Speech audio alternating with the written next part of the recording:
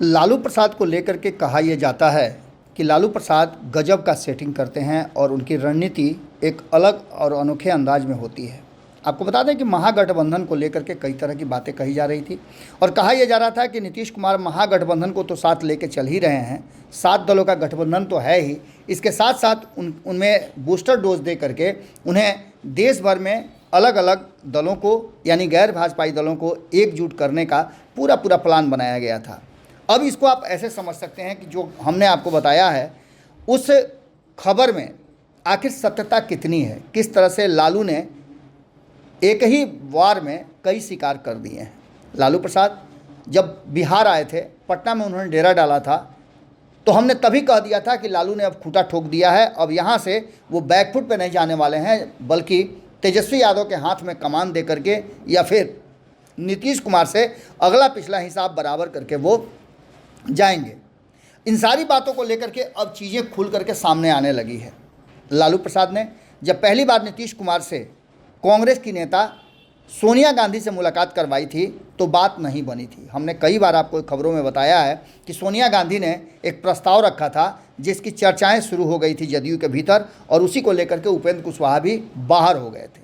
उपेंद्र कुशवाहा ने ये बात पूछा था नीतीश कुमार से कि क्या अपनी पार्टी का विलय करने जा रहे हैं। इस पर कोई जवाब नहीं आया था। और दूसरा था कि क्या तेजस्वी यादव को आप सीएम की कुर्सी देने जा रहे हैं। इन दोनों सवालों के जवाब में नीतीश कुमार ने चुप्पी साध ली थी और कहा था कि ये सब भ्रामक बातें हैं, इसका कोई मतलब नहीं है। लेकिन थोड़े ही दिनों के बाद नीतीश कुमार ने तेजस्वी यादव की तरफ इशारा करके कहा था कि अब इन्हीं लोगों को न चलाना है। अब इस बात के बाद लगातार सवाल खड़े हो रहे थे, लेकिन इन सवालों का जवाब खोजने के लिए आपको 2017 में जाना पड़ेगा।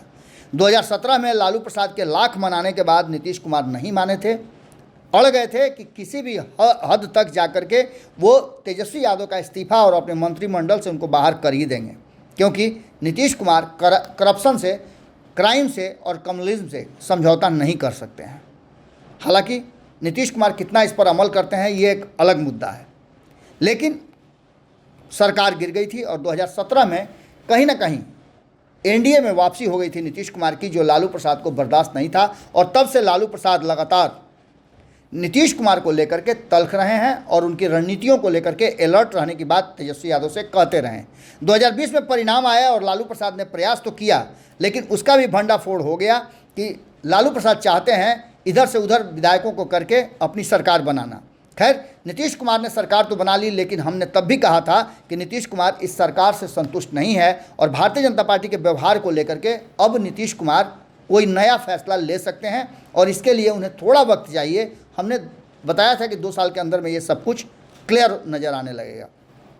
अब जबकि ये सब कुछ अपनी जगह पर चल रहा था, तो इसी बीच में दूसरे राउंड की नीतीश कुमार को इजाज़त मिली लालू प्रसाद से और फिर से वो निकल गए विपक्ष को एकजुट करने। लालू प्रसाद ने पटना से बैठे बैठे ही फ़ोन लगाकर सबको लाइनअप किया और नीतीश कुमार निकल गए।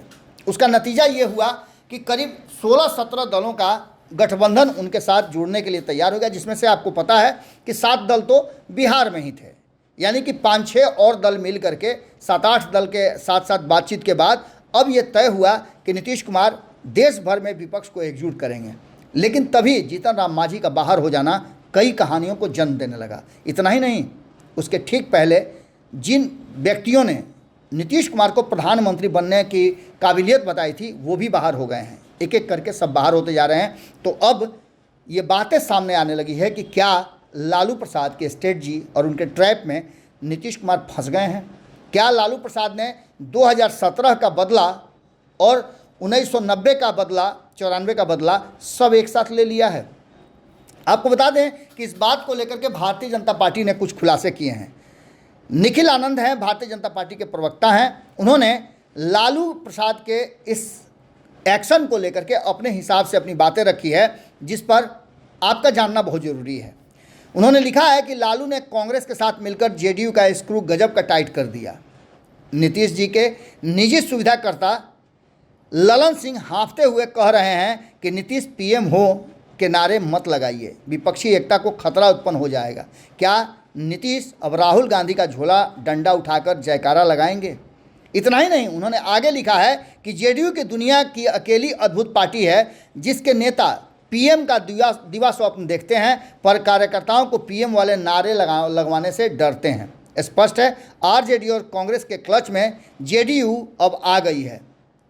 इतना ही नहीं, उन्होंने ये भी लिखा है कि 23 जून की विपक्षी एकता की बैठक में नीतीश जी का रिटायरमेंट प्लान तय हो जाएगा। और हम ये बार बार आपको बता रहे हैं कि कहीं ऐसा तो नहीं कि 23 तारीख के मीटिंग के बाद नीतीश कुमार राजनीति से ही संन्यास ले लेंगे। इसके लिए आपको बताएं, एक दिन पहले ही सम्राट चौधरी ने कहा था कि कल्याण बिघा में नीतीश कुमार के लिए कुटिया बना करके उनकी सेवा सत्कार का भी इंतजाम कर देंगे, वो अब राजनीति से संन्यास ले लें। हालांकि ये लड़ाई भारतीय जनता पार्टी चाहती थी कि सीधे तेजस्वी बनाम बीजेपी हो, और अब लगता है कि वो लड़ाई उसी दिशा में जा रही है। हमने आपको खबरों में बताया था पहले ही कि टारगेट पर नीतीश कुमार नहीं, अब टारगेट पर ललन सिंह और तेजस्वी यादव हैं। लालू प्रसाद की ये स्ट्रेटजी कहीं ना कहीं भीतर खाने में काम करना शुरू कर चुकी है, और इसका नतीजा ये है कि नीतीश कुमार की रणनीति पूरी तरह से ध्वस्त है और नीतीश कुमार का राजनीतिक कैरियर भी हाशिए पर जाता हुआ दिख रहा है। तो वहीं पार्टी बचाने का भी एक बड़ा जंग उन्हें लड़ना पड़ेगा। अगर ये वीडियो पसंद आई और वह बिहार के राजनीति और बिहारियत से सरोकार रखेनी तो सब्सक्राइब बटन दबा के चैनल के सब्सक्राइब कर ली। ओजे एगो घंटी बा, ओकरा बटन दबा देला से कुल सटीक और मारक खबर रुआ मुफ्त में मिल जाई। अगर रुआ पत्रकारिता के हमनी के नया प्रयोग में सहयोग कर चाहतानी तो ज्वाइन बटन दबा दी। पेटीएम नंबर नोट कर ली 9386816700। धन्यवाद।